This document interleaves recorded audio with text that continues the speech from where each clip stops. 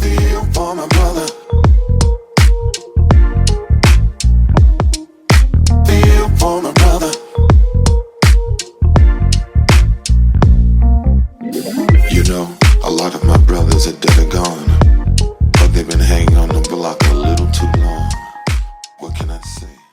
So remember, I'm hitting you from Sao Paulo, and I want to bring in another scenario because you were speaking on how, in the heat of the moment, this type of thing is already in people and it just automatically comes out. And I tend to look at people that way when they're like drunk, also, right? Or if they have some type of mental condition, I think their inner feelings are automatically going to come out because maybe the condition of their psychologically, if they have some type of illness and they're not able to block that inner feeling from coming out because of the mental illness that they have.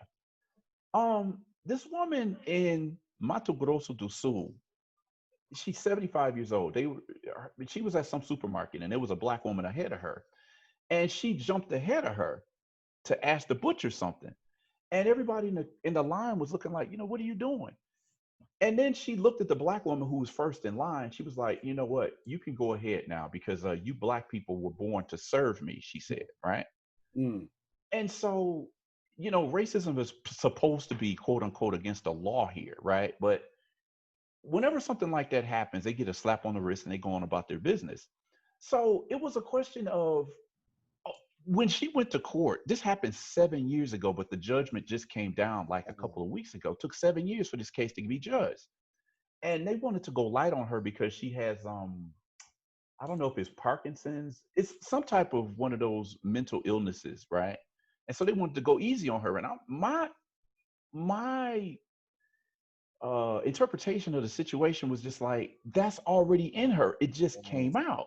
By her having whatever illness that she has, it stopped her from the inhibition from that coming out was blocked. So it automatically her natural self came out. This is what I'm seeing about what happened with this woman in Central Park. She has been in American society enough and long enough to see that based on my word as a white woman, I can say whatever, and you're going to go to jail, and your life is going to be over. So it's almost the same thing to me. You are supposed to hide. You're supposed to hide something like that. And when you're drunk, or if you have some type of mental illness or something, your inhibitor is not working anymore. Man, you actually made me do a flashback that I hadn't thought about in quite some time. And I'll just share the story quickly. I was working at a particular gym one time, and I was asked to train this older guy who was starting to get Alzheimer's. And the guy who wanted me to train him, he and his wife were going to come in. And the guy warned me. He was like, I can't train him on this session, but, can you train him? And I guess he was like a family friend of his or something like that. But then he gave me the warning. Now, this is a non-black guy. And he tells me, he was like, I do want you to know, though, sometimes he just starts rambling and, he'll just kind of blurt out nigger. And I'm like, what, he got Tourette's? And you know what? And so, I ended up letting him know that, first of all, from the way I see it, I would assume that many white people use that word. They just may not use it in front of me. So that part is not necessarily surprising. However, I'm going to go ahead and train him. But do know, because if that's something that he may have said around you or something before, that's one thing. But I cannot guarantee my reaction if he says that in front of me. And then I ended up, because always an opportunity to school, let me tell you why I have a problem with that and with him saying it. Because number one, I'm not a guy that even says it myself. If I'm going to say nigga, it's going to truly be in the context of the way I intend it. It's not just calling you, hey, I'm a nigga. Because I even get tired of the rappers doing that, because I know folks using that as an excuse. But the main thing was, again, you're on point that, it was like, this guy is going to come out and say some things, but he's really not racist. But because of his Alzheimer's, he might just, unintentionally say nigga, but he's really a good guy.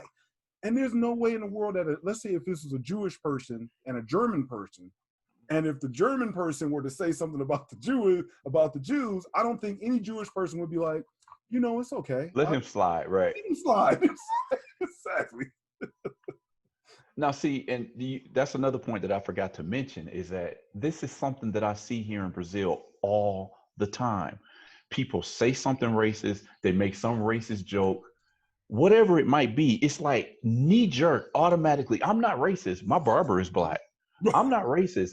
I dated the goalie on the soccer team, and it's just like, I've been seeing this for years. It's like, it amazes me. Like, how is it that you think you can say that? Now, okay, wait, let me rewind, because we talked about this again a couple of months ago where I said, I'm not one to automatically define somebody as a racist because something racist comes out of their mouth. Because as I said before, all of us, regardless of color, regardless of, religious background or whatever it might be that, makes us different from each other, we all have in us those knee-jerk reactions of throwing a social stigma to somebody's face in the heat of an argument, right? So if you're in an argument with somebody who's considered overweight, you're going to be like, you fat. If you get into an argument with a homosexual, you can be like, you F, or you get into an argument with a black person, and automatically you're going to become the N-word. Yep. So I'm not always going to just label somebody as how society would peg them, because I believe that's all of us have that.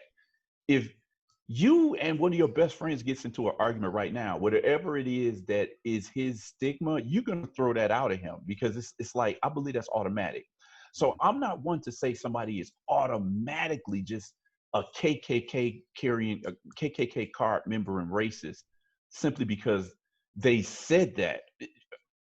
I don't know. I could be wrong about that. There's other people who look at me and say that's crazy, but I'm saying, put yourself in that scenario where and I told you this story some years ago where I got into a argument with a guy at work, and guy's very dark skinned. I'm not a person, I don't have any color complex issues with people. I love every spectrum of black people, but because I've been trained like, you black, it's like I had to apologize to the guy, because I'm like, that's not something that I would normally say. But in the heat of the argument, it came out. Mm-hmm. And this is what I'm saying about how these other scenarios happen. I'm not saying somebody is not necessarily racist or they are automatically racist. I just believe that these are things that are already in us. It's socially programming. I can agree with that 100%. I think the tragic part is that I wonder how many black folks are going to be honest enough to admit that about themselves. Mm-hmm. Mm-hmm. And I certainly think the big problem is, at least in my own anecdotal experience, I have found very few white people that have been honest enough to admit that about themselves. Because, I think even black folks, we will acknowledge colorism in our community. Mm-hmm. We'll even acknowledge our good and bad hair thing. You make another great point. You let two black people start arguing, the first thing, especially two women, yo, nappy head, you look at them tracks, and da-da-da-da. But then they'd be the first ones to be like, why does everyone talk about my hair? And so you're right. I think the difficult part with talking with someone white about this topic is that they can't even get to that stage. Mm-hmm. And the very fact that she just jumps right out and says, I'm not a racist, it sounds like even after this has been recorded, even after all of this, she can't even admit that, you know what, it is in me. I didn't know it was, but it is. Let me ask this question, because just piggybacking off of what you said, I want to throw this back at you. What automatically came out of her was going into white woman victim mode. Okay. So because she knew of her social power to be able to get a black man in prison, or in that case, calling the cops and saying what she said, that in the environment we're in today, he could have easily been killed if those cops would have taken her for her word. Well, my question is, George Floyd incident. Okay, right. My question is, does that automatically make her a racist, or does that mean that she's just a white woman who understands her privilege? She may not. We could look at this and say, regardless of how you want to psychoanalyze it, she's still a racist. But I'm saying, are we saying this is just a racist incident, or is just a white woman playing her social superiority card. I'm going to still say it comes back to what you just said. And you're right, it's not as simple as just saying that she's a racist. However, because she knew, if we operationally define racism as the group that has power based on their skin color, and this is why, you know, most will say, well, black people can't be racist because they have no power based on their skin color. The fact that she used that card, she backs up the belief that she may be a racist. So if I go like Neely Fuller, and, you know, I love me some Neely Fuller, Uncle Neely. Neely Fuller would point out that really no one can call anyone a racist or a white supremacist. All you can do is look at their actions. Well, if we look and judge by her actions, she used the very thing that defines, if someone called her a racist, she used the very thing that would define her as a racist. And that is, I am going to use my power that you don't have because you did something I didn't like you doing, as minimal as it seems to be. and see, that's what goes beyond, is that this steps outside of the category of just somebody just simply using the N-word, for example. It's like, I don't need to use an N-word to show that I'm superior than you. So it's like, is this a traditional racist, or is this, how would we define her on the scale of being racist? Ooh, I guess we would probably have to have more evidence. No, well, okay, look at it this way, because another thing that I see, particularly in Brazilian society, and I know this applies to the United States also, but it's like, my barber is black, you know, I slept with a black guy, you know, my daughter's married to a black man, whatever excuse that they might use. And what I tend to see, Akeem, no boy, Akeem. I'll do this with my hands again to say, because when I gotta get him a drink. Hold on a second. Oh, I feel